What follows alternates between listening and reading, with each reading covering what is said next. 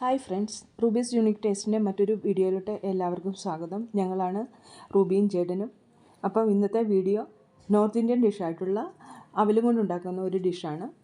അത് ഞങ്ങൾ north Indians അതിനെ പോഹ എന്ന് പറയും. അത് അവലും കൊണ്ടുണ്ടാക്കുന്നതാണ്.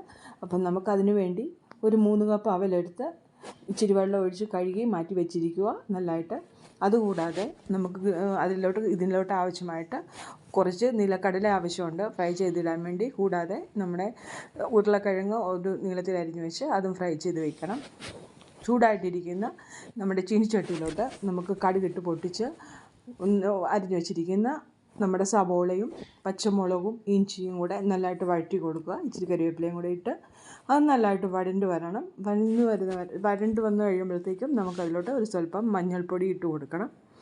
മഞ്ഞൾപ്പൊടിയും കൂടെ ചേർത്ത് നല്ലതായിട്ട് മിക്സ് ചെയ്ത് അത് കുറച്ചും കൂടെ വെള്ളം വയ്ക്കുക.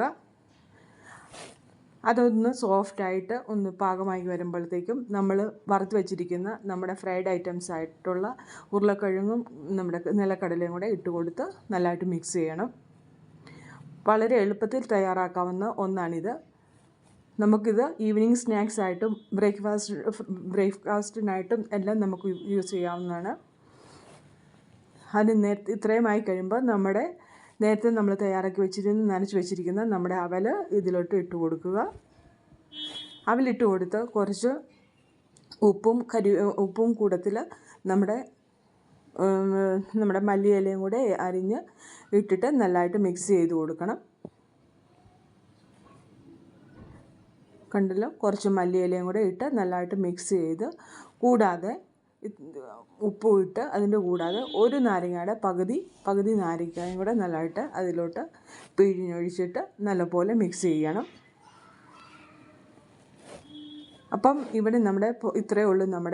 ഇവിടെ പോഹ റെഡി ആയിട്ടുണ്ട്.